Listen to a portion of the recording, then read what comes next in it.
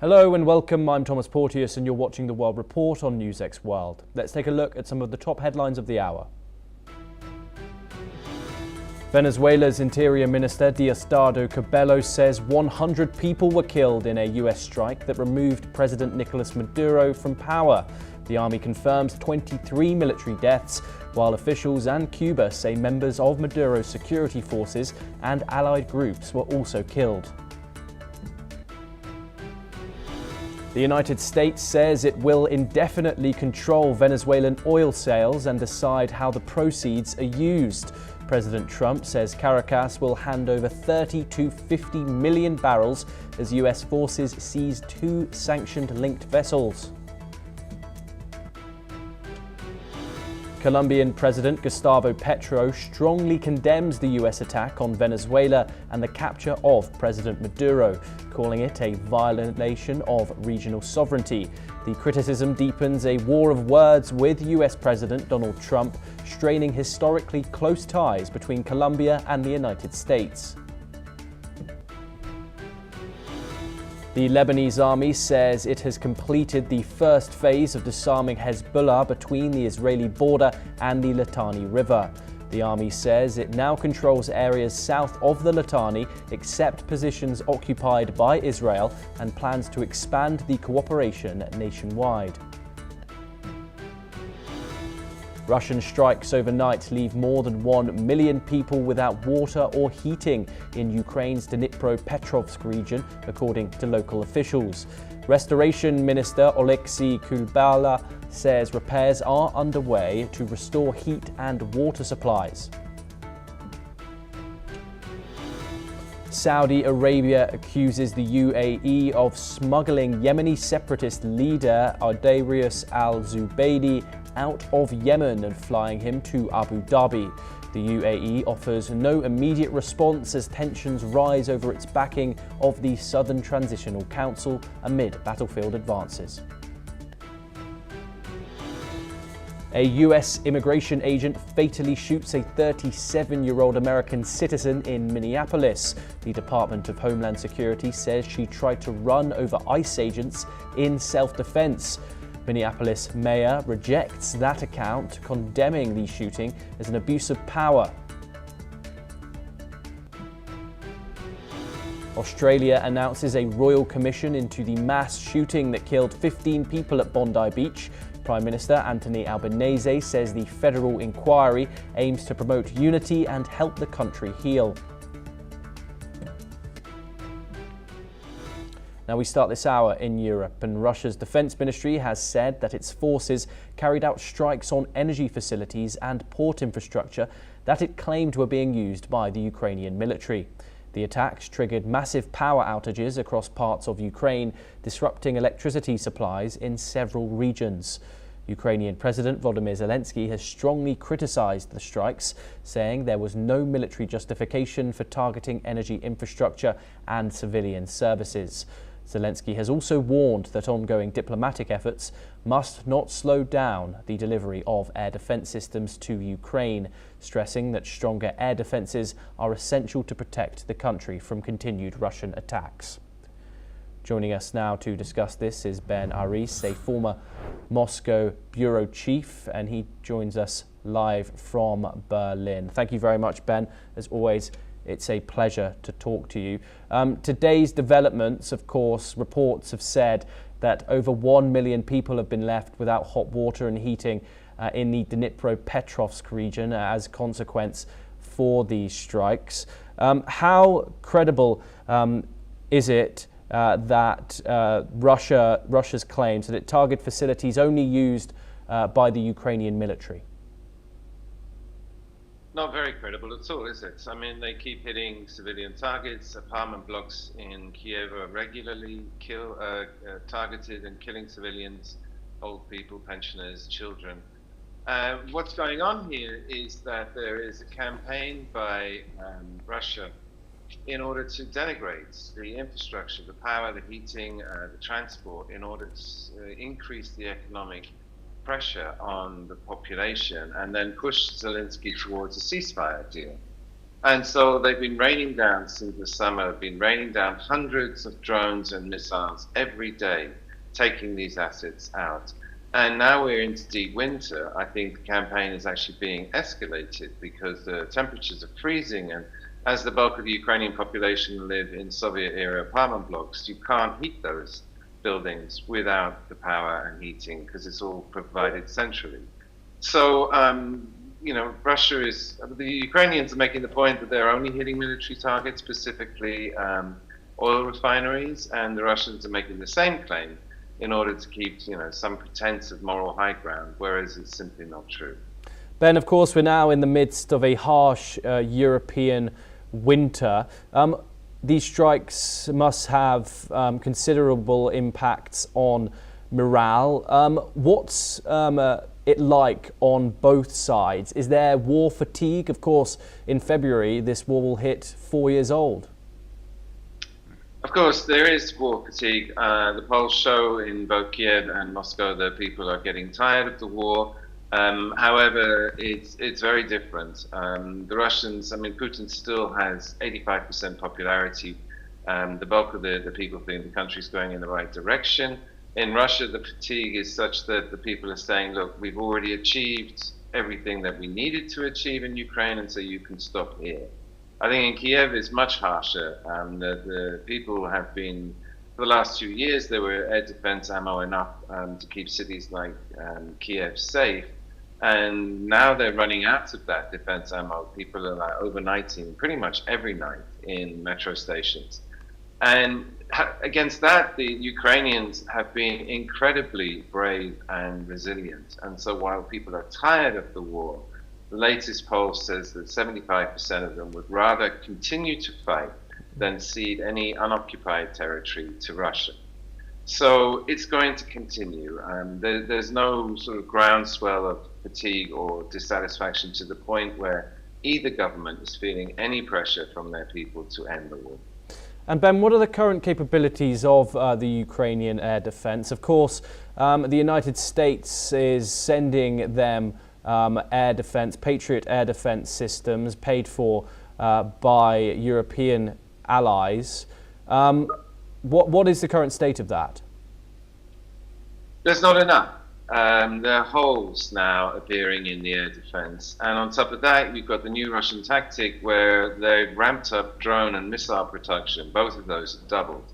And so the air defenses, even if they were adequate before, are now simply getting overwhelmed. What Russia does is it fires like hundreds of drones, and then half an hour later, it fires another 100 drones.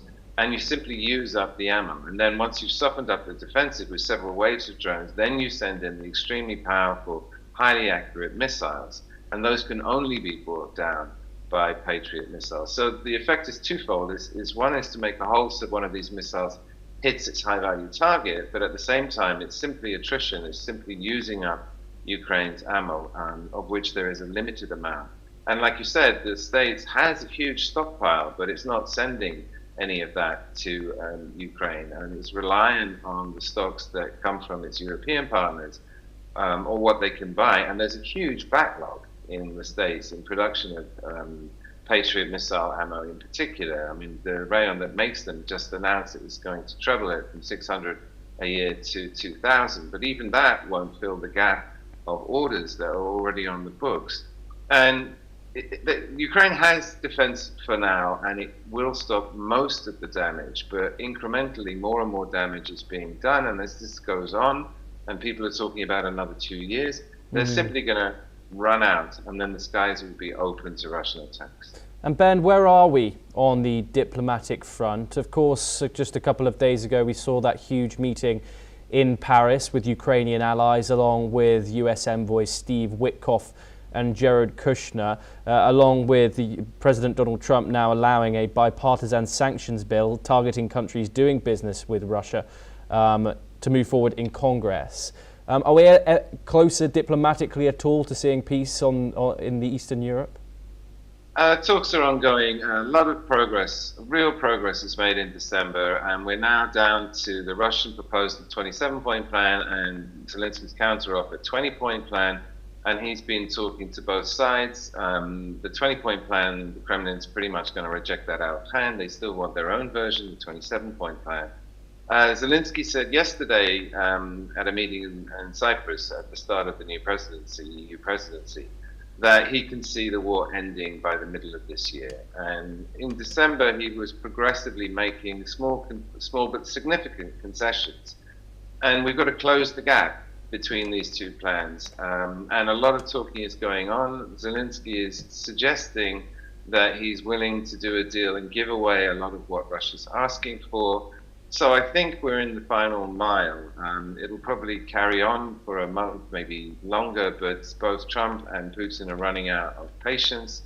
And as I say, the fact that Zelensky said, and he doesn't usually speculate on timelines, that he said it could be done by the end of the first half of this year suggests we're actually quite close to the end, and that he's close to giving up some major concessions that Russia's demanding. Because if he doesn't, then we continue the war for at least 2 years. Ben, stay with us as we move on over to the United States for our next update. And a US immigration agent has shot dead a 37-year-old woman in the city of Minneapolis, sparking protests overnight. Federal officials said the woman, Renee Nicole Good, had tried to run over immigration agents with her car. However, denying the allegations, the city mayor said that instead, the agent who shot her had acted recklessly. Videos of the incident show ICE agents approaching a car which is in the middle of the street as it attempts to drive off. One of them points his gun at the driver, and at least 2 shots are heard. The FBI is now investigating the incident. This comes as hundreds of ICE agents have been deployed to Minneapolis in the state of Minnesota as part of the White House's crackdown on illegal immigration. Meanwhile, protests and marches are taking place in several parts of the city as some outraged Minneapolis residents condemned the shooting and are now calling for ICE to leave. Minneapolis public schools announced that classes were cancelled for the rest of the week due to safety concerns. Federal agents also reportedly made arrests outside a high school. Ben, of course, this video of this shooting has been circulating the online sphere. Based on this video evidence available, does the use of force appear justified or excessive? Well, if you ask me, it looks excessive. I mean, the ICE agents and the anti-immigration, she's sitting in a car and not threatening, and so they put out a gun and start shooting. But then in America, they famously have a problem where, you know, shoot first, ask later. And you have horrific numbers of police killing civilians. The actual total number remains a state secret. There's no centralized number that they publish. And the crackdown on immigration has been hugely divisive. Again, it's part of Trump's xenophobic, policies, America first, but America first for white people. And the minorities have been budgeted, subjugated, ignored, not represented. And then people are taking things into their own hand. I mean, if you point a gun at someone, then you're in your car, you have no defense, then you use your car as a weapon. But then she's going to be condemned for doing that and prosecuted and almost certainly convicted. So the situation is not good. As I say, the very aggressive immigration policies that Trump's been pursuing are just feeding into the bad blood and the tensions, and will result in incidences like this.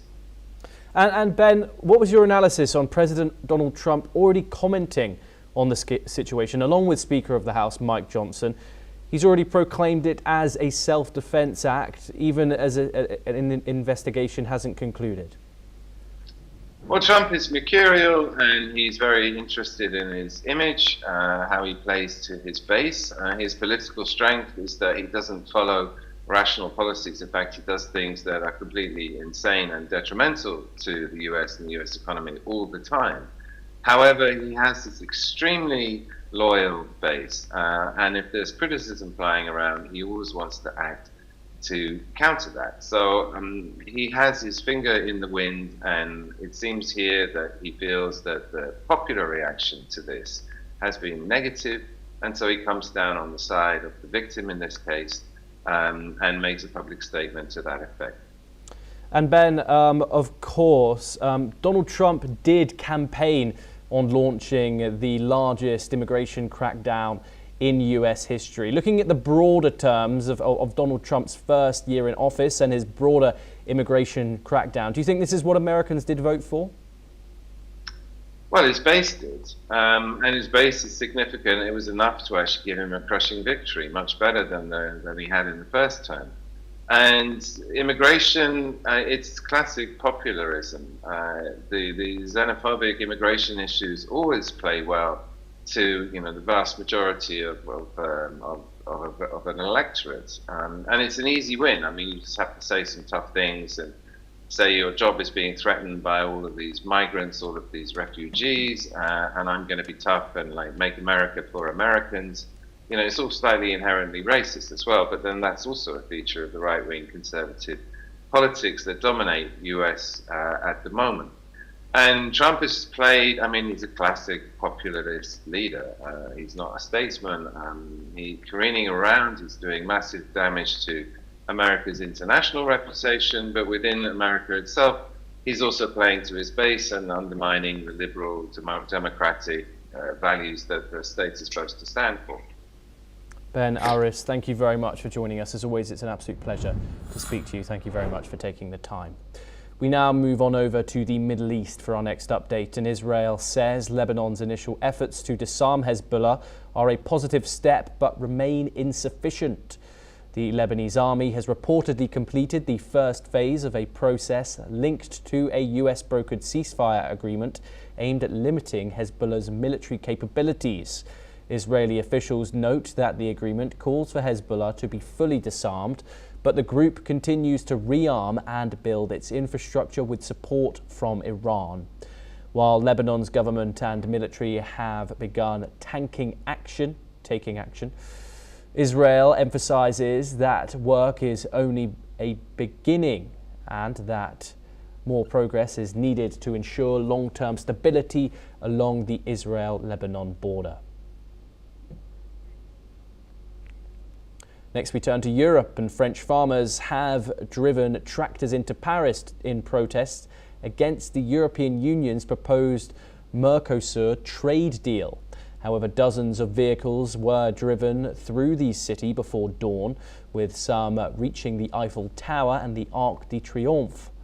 The protest has been organised by the Rural Confederation Union, with fears being raised that cheaper agricultural imports will undercut French farmers. Meanwhile, a demonstration has been planned near Parliament, though warnings have been issued by the government against illegal actions. The core of the conflict regarding Mercosur deal lies in a perceived double standard.